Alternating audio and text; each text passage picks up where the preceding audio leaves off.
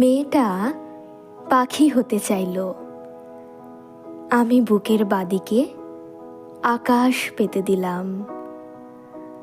2-4 দিন ইচ্ছে মতো ওড়াউড়ি করে বলল তার একটা গাছ চাই। মাটিতে পা পুঁতে ঠাঁই দাঁড়িয়ে রইলাম।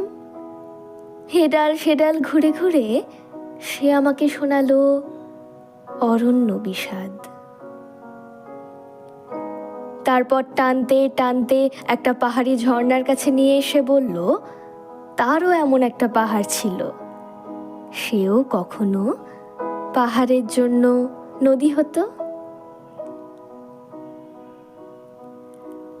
আমি ঝর্ণার দিকে তাকিয়ে মেয়েটিকে বললাম, নদী আর নারীর বয়ে যাওয়ায় কোনো পাপ থাকে না।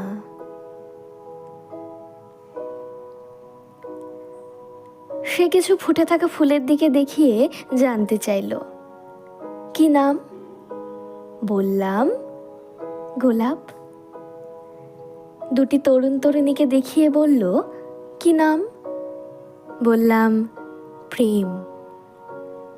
তারপর একটা ছাউনির দিকে দেখিয়ে জিজ্ঞেস করল, কি নাম? বললাম, ঘর। এবার সে আমাকে বলল, তুমি সকাল হতে জানো? আমি বুকের বাদিকে তাকে সূর্য দেখালাম।